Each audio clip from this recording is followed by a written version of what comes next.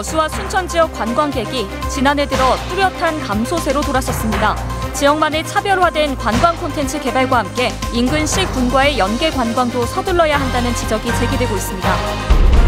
지역에서도 시내버스 운전기사들이 총파업 찬반 투표를 통해 파업에 찬성했습니다. 주 52시간 근무제 도입에 따라 삭감되는 임금을 보전해달라는 건데 사측과의 의견 차이가 좁혀지지 않으면 오는 15일부터 파업이 가시화될 것으로 보입니다. 5.18 광주 민주화운동 당시 계엄군에게 성폭력을 당했다는 여성 피해자의 증언이 쏟아지고 있습니다. 대담하게도 대낮에 집안에 침입해 성폭력하려 했다는 증언까지 나오고 있습니다. 람사르 협약 말타 로하스 사무총장이 순천시를 방문했습니다. 로하스 총장은 이 자리에서 순천시가 습지 보전을 통한 도시 발전의 세계적인 사례가 되고 있다고 밝혔습니다. 여러분 안녕하십니까? 목요일 밤 여수 MBC 뉴스데스크입니다. 여수 밤바다, 생태도시 순천을 앞세워 전국적인 관광명소로 부각되어 온 지역의 기세가 요즘 주춤하는 분위기입니다. 네, 방문객 추이가 이런 상황을 명확하게 보여주고 있는데요. 관광 정책에 대한 전반적인 점검이 필요해 보입니다. 김주희 기자입니다. 지난해 여수와 순천 지역을 찾은 관광객은 각각 1,300만 명과 799만 명이었습니다. 전년 대비 10%가량 감소했습니다. 특히 동부권 주요 관광지 입장객 감소폭은 더욱 큽니다. 지난해 순천만 정원과 순천만 입장객은 544만 명, 전년 대비 66만 명 넘게 감소했습니다. 여수의 대표 관광지 입장객도 마찬가지입니다. 여수 돌산공원 케이블카 탑승객은 전년보다 80만 명 넘게 줄었고 여수 오동도 입장객도 전년 대비 12만 명이 감소했습니다. 전남 동부 지역 관광객 수가 줄어든 것은 지난 2017년 황금 연휴와 같은 관광 호재성 요인이 없었고 기록적인 폭염과 혹한의 영향 때문입니다.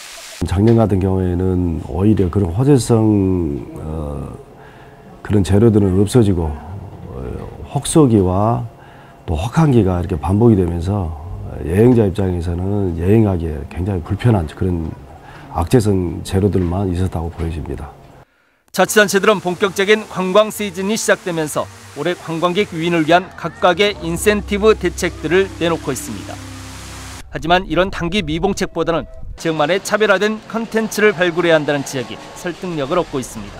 차별화된다는 것이 단순히 우리 지역만을 위한 것이 아니라 주변 지역이라든지 광역적인 차원에서도 재방문을 유도하기 위해서는 지역마다 차별화가 돼야 그런 관광객들이 이제 재방문이 계속 일어나고 지역 경제에도 상당히 도움이 될 거다라는 생각을 저희들이 하고 있고, 전남 동북권은 이제 남해안 국제관광 중심으로 성공적으로 자리를 잡았습니다.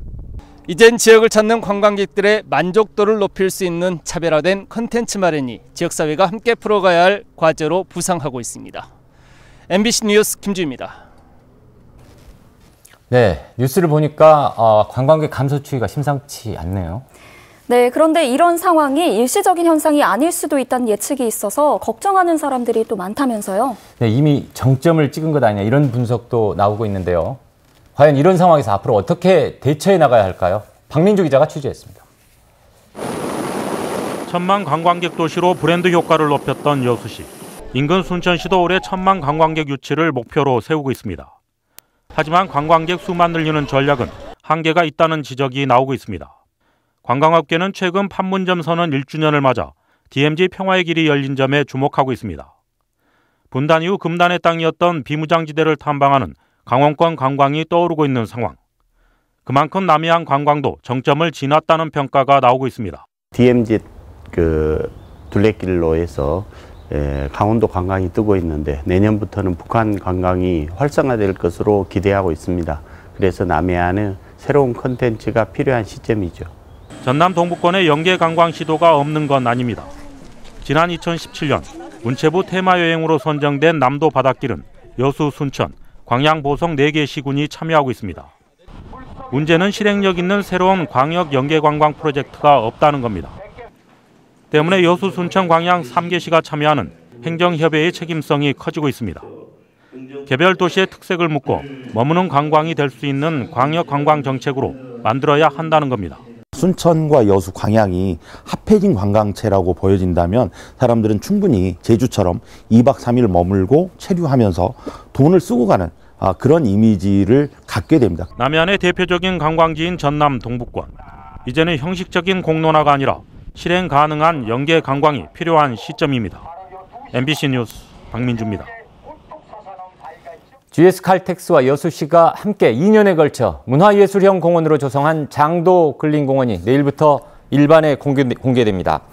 GS칼텍스 사회공원 사업의 하나로 지난 2년간 280억 원이 투입된 장도 근린공원은 모두 9만 제곱미터 부지에 창작 스튜디오와 전시관, 대규모 정원 등 다양한 문화예술 공간으로 구성됐으며 오전 6시부터 밤 9시까지 누구든 방문할 수 있습니다. 여수시 관계자는 전국의 많은 예술작가들이 창작에 몰두할 수 있도록 여건을 조성하고 시민과 예술인의 다양한 교류의 장으로 활용할 수 있도록 하겠다고 밝혔습니다. 람사르 협약 사무총장이 습지 보전을 통한 지속가능한 도시 발전의 세계적인 사례로 순천을 꼽았습니다.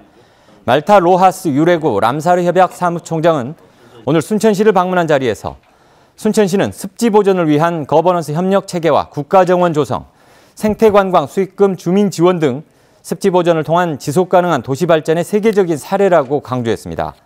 순천시는 오는 10월 7개국 18개 도시가 참여하는 제1회 람사르 습지도시 지자체장 원탁회의가 습지도시의 다각적인 협력의 장이 될 수 있도록 람사르 사무국의 지지를 당부했습니다.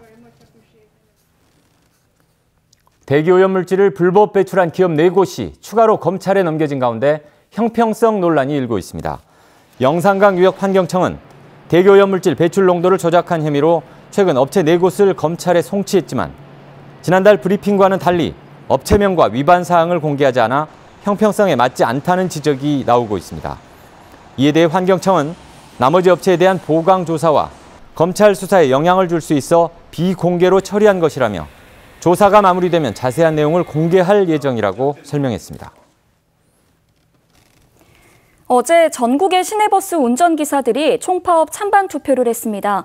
주 52시간 근무제가 도입되면서 삭감되는 임금을 보전하기 위해서인데요.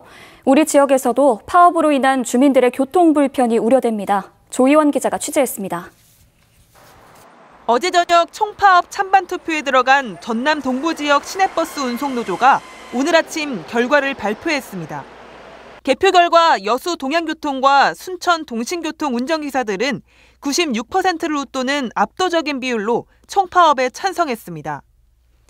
오는 13일로 투표를 유보한 순천의 또 다른 시내버스 회사 운전기사들도 높은 찬성률을 보일 것으로 예상되는 가운데 광양에서도 과반수 이상인 72%의 찬성률이 나왔습니다. 운전기사들은 주 52시간 근무가 내년 초로 다가온 만큼 이제는 물러설 수 없다며 사측이 임금 보전을 약속하지 않는 이상 15일부터 총파업에 들어가겠다는 강경한 태도를 보이고 있습니다. 현재 여수와 순천, 광양 지역 시내버스 운전기사들은 매달 150만 원 정도의 기본급에 연장근로수당으로 140에서 190만 원 정도를 받고 있는데 주 52시간만 근무하게 될 경우 연장근로수당을 받을 수 없게 돼 생계가 어려워지기 때문입니다. 운전기사들은 사측이 기본급을 늘려 임금을 보전해줘야 한다고 주장하고 있습니다.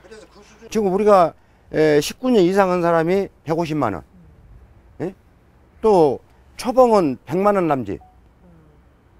그거 받고 먹고 살겠어요. 하지만 시내버스 사업자들은 이용자 감소로 재정난이 심해지는 상황에서 더 이상의 출혈은 어렵다는 입장입니다. 노조안이 너무 저희들하고 현실에 맞지 않게 요구를 해서 지금 결정이 됐습니다. 요구한 대로 하면 20억이 넘을 거예요. 오는 13일 노사는 파업 전 마지막 조정회의를 가질 예정이지만 아직까지 양측의 입장은 평행선을 달리고 있습니다. 만약 협상이 타결되지 않을 경우 무기한 파업에 들어갈 전남 동부 지역 시내버스는 220여 대에 이릅니다. 협상 타결에 뚜렷한 해법이 나오지 않으면서 오는 15일 유례없는 버스 대란이 현실이 될 가능성이 높아지고 있습니다. MBC 뉴스 조희원입니다. 여수 지역 시민단체들이 세계 박람회장의 민간 매각 움직임에 대해 강력한 반대 입장을 표명했습니다. 여수선언 실천위원회와 동서포럼은 오늘 성명을 통해 박남 회장의 매각은 바다와 연안의 소중함을 인류에게 깨우쳐 지구의 위기 해법을 바다에서 찾겠다는 박람회 개최 정신에 정면으로 반하는 발상이라고 주장했습니다. 단체들은 그러면서 여수 박람 회장이야말로 남중권 발전의 허브 역할을 해야 할 공간으로 이윤 추구가 목적인 민간 자본이 감당할 수 없다며 매각 시도를 즉각 중단할 것을 촉구했습니다. 검찰이 토석 채취 사업 과정에서 불거진 특혜 의혹을 조사하기 위해 고흥군청 환경산림과 사무실을 압수수색했습니다. 해당 부서는 지난 박병종 전 고흥군수 재임 당시 환경 영향평가 없이 토석 채취 허가를 받을 수 있도록 하는 등 특혜를 준 혐의를 받고 있습니다. 검찰은 압수한 서류와 컴퓨터 자료를 분석해 위법 여부를 판단할 계획입니다. 한편 지난 감사원 감사에서도 감사 결과에 따라 해당 부서의 직원 A씨는 징계 조치를 받았던 것으로 알려졌습니다. 5.18 광주 민주화운동 당시 계엄군에게 성폭력을 당했다는 여성의 증언이 새로 나왔습니다. 계엄군이 대낮에 집안까지 침입해서 시위에 참여하지도 않았던 민간인을 성폭행하려 했다는 내용인데요. 5.18 피해자들의 용기 있는 외침이 꾸준히 이어지고 있습니다. 김인정 기자입니다. 60을 넘긴 피해자는 삶을 송두리째 앗아간 24 그날에 대해 어렵사리 입을 뗐습니다. 1980년 5월 20일 대낮에 갑자기 피해자의 집에 침입한 계엄군은 어머니와 함께 집안에 있던 피해자를 성폭행하려 했습니다. 필사적으로 저항하자 군홧발로 걷어차고 수류탄과 총칼로 위협했습니다. 옷 뺏기려 하고 막 나는 안 하려고 몸부림을 쳤어요. 그래갖고 막 당금을 대면서 내 등을 조사버렸어요. 그때 조사갖고 막 피멍이 같은 거 들고. 계엄군의 성폭력은 2차 피해로 이어지며 피해자의 나머지 삶도 망가뜨렸습니다. 계엄군 성폭력을 알게 된 남편이 평생토록 가정폭력을 휘둘러 수십 년간 얻어맞고 살아야 했습니다. 이런 일들을 입 밖에 내기도 꺼려하던 피해자가 39년 만에야 용기를 내 입을 연 건 당신의 잘못이 아니라고 말하는 한 이웃의 지지와 설득 때문이었습니다.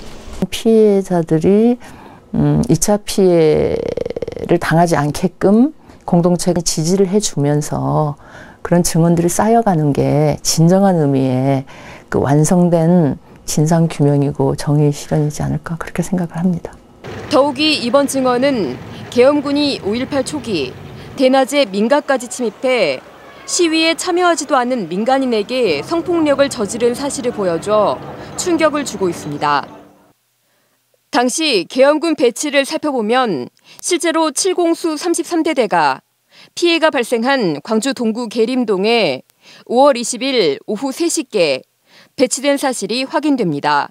충돌 때문에 가스탄도 뿌리고 그러면서 그 지역 일대에 대한 수색이 있었고 가정들도 이렇게 방문하면 수색도 있었고 지난 2017년 정부 공동조사단은 계엄군 집단 성폭행 등을 확인했지만 시간적 제약으로 성폭행 전체를 확인할 수 없었다고 밝힌 바 있습니다.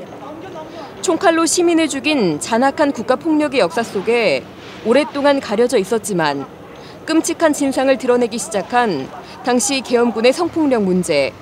39년 만에 찾아온 이번 진상규명 기회에 반드시 밝혀야 할 부분입니다. MBC 뉴스 김민정입니다. 여수의 친환경 유기농 단지에서 올해 첫 모내기가 이루어졌습니다. 오늘 오전 서울하면 대곡마을 변원에서 실시된 첫 모내기 작업에는 권오봉 여수시장과 농업계 관계자들이 참석해 우렁이를 살포하고 이양기 일손을 나누며 함께 풍년을 기원했습니다. 오늘 모내기한 벼는 2019년 공공비축수매 미국인 신동진벼 품종이며 초가을에 수확돼 지역 학교 급식용으로 제공될 예정입니다. 포스코그룹의 미세먼지 연구센터가 광양에 문을 열었습니다. 연구센터는 초미세먼지 집진 기술과 질소 산화물, 황산화물 제거 기술 등을 개발한 뒤 포항과 광양제철소에 적용하고 환경 영향 평가를 통해 제철소 주변에 대한 환경 개선 활동을 벌일 계획입니다. 한편 환경당국은 용광로 정비 점검 과정에서 대기오염물질을 무단 배출한 혐의로 광양제철소에 조업정지 10일의 행정처분을 예고한 바 있습니다. 오늘 새벽 4시쯤 순천시 서면 남해고속도로 순천 방면에서 32살 A씨가 몰던 승용차가 도로에 서 있던 24살 B씨를 쳤습니다.